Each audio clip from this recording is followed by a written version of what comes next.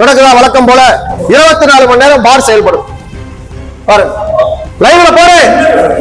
மணி என்ன? தமிழ்நாட்டினுடைய அரசாங்கம், காவல்துறை, திமுக அரசாங்கம் பெண்களுக்கு பாதுகாப்பு கொடுக்க வெளியிடு. பாத்தியா காலையில 9 மணிக்கு பப்ளிக்கா திறந்து வச்சு கடை நடந்துட்டு இருக்கு. இன்ஸ்பெக்டர் உட்கார்ந்து இருக்காரு வெளியில. இதுதான் தமிழக அரசாங்கம் இன்றைக்கு மக்களுக்கு பாதுகாப்பு கொடுக்கக்கூடிய லட்சணம். கேவலமான இந்த அரசாங்கத்திற்கான சாட்சி இந்த பார். 100 போலீஸ் உட்கார்ந்து இருக்கக்கூடிய காம்பவுண்டுக்குள்ள 24 மணி நேரம் இன்னைக்கு சாராய வித்துட்டு இருக்காங்க. ஆனால் ஒரு பாதிக்கப்பட்ட பெண்ணுக்கு நீதி கேட்டு போனவங்களை கைது செய்து உள்ள வச்சிருக்காங்க. தயவு செய்து மக்கள், தமிழ்நாட்டுடைய மக்கள் இதை புரிஞ்சுக்கணும். கனகராஜ், மாவட்ட தலைவர், பாரதிய ஜனதா கட்சி.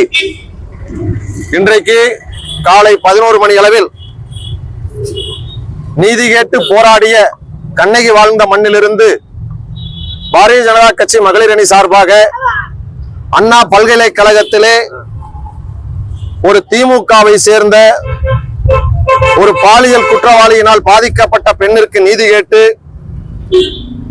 சென்னை நோக்கி பேரணி செல்ல இருந்த பாஜக மகளிர் அணியினர் ஏற்பாடு செய்த இந்த நிகழ்ச்சிக்கு பழனியிலிருந்து கிளம்பிய மகளிர் அணியினுடைய மாவட்ட தலைவி லீலா ராமதாஸ் உட்பட 15க்கும் மேற்பட்ட பாரதிய ஜனதா கட்சியினுடைய பெண் பொறுப்பாளர்களை கைது செய்து, வலுக்கட்டாயமாக அவர்களை கைது செய்து குண்டுக்கட்டாக தூக்கி கொண்டு வந்து அராஜக முறையில் கைது செய்து காவல்துறையினர் தனியார் மண்டபத்தில் அடைத்து வைக்கப்பட்டுள்ளார்கள்.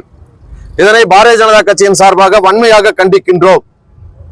அதாவது பாதிக்கப்பட்ட பெண்ணிற்கு நீதி கேட்டு கூட போராட முடியாத சூழ்நிலை இன்றைக்கு இந்த திமுக அரசாங்கத்தினாலும் முதலமைச்சர் ஸ்டாலினாலும் ஏற்படுத்தப்பட்டு கொண்டிருக்கின்றது.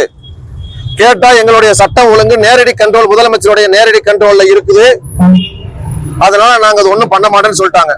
இங்க கொஞ்சம் எல்லாம் விளங்க இங்க பாருங்க, கிட்டத்தட்ட இந்த மண்டபத்துல தங்க வைக்கப்பட்டிருக்காங்க. 50 போலீஸுக்கு மேல பழனி நகர காவல் ஆய்வாளர் மணிமாறன் அவர்கள் தலைமையில கிட்டத்தட்ட ஒரு 15 மகளிருக்காக ஒரு தீவிரவாதிகள் அடைச்சு வைக்கிறது போல 50 பேர்த்த போட்டு அடைச்சு வச்சிருக்காங்க இந்த மண்டபத்துக்குள்ள. சரியா?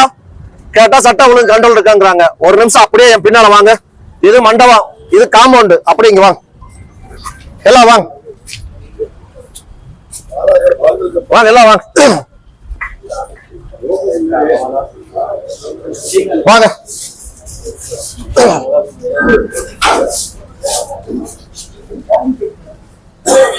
இது மண்டபம், இது அடைச்சு வச்சுக்கிற மண்டபம். முன்னால வர சீக்கா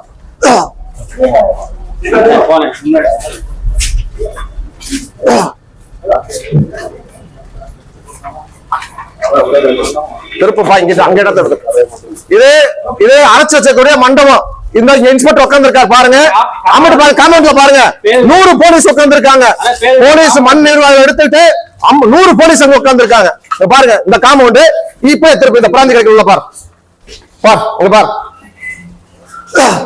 கிட்டத்தட்ட காலையில மணி என்ன 9 மணிக்கு நடக்குதா வழக்கம் போல 24 மணி நேரம் பார் செயல்படும். பாருங்க மணி என்ன? லைவ்ல போறேன்.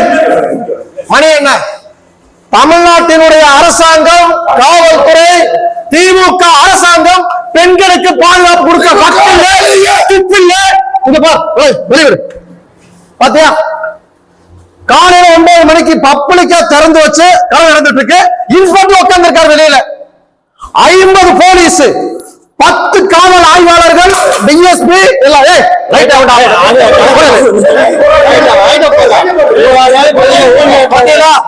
இதுதான் தமிழக அரசாங்கம் இன்றைக்கு மக்களுக்கு பாதுகாப்பு கொடுக்கக்கூடிய லட்சணம். கேவலமான இந்த அரசாங்கத்திற்கான சாட்சி இந்த பார். மகளிர் பாதிக்கப்பட்டாங்கிறதுக்காக இன்றைக்கு பேரணிக்கு செல்ல முயன்ற பெண்கள் 15 பேர்த்த கைது செய்து மண்டபத்துல தங்க வச்சிருக்காங்க. அதே மண்டபத்துல, அதே காம்ப்ளெக்ஸுக்குள்ள இருக்கக்கூடிய கடையில இப்ப 50-100 போலீஸ் வெளியில பாதுகாப்பு இருக்கக்கூடிய இடத்துல பிராந்திக்கிற 24 மணி நேரம் செயல்பட்டு இருக்குது.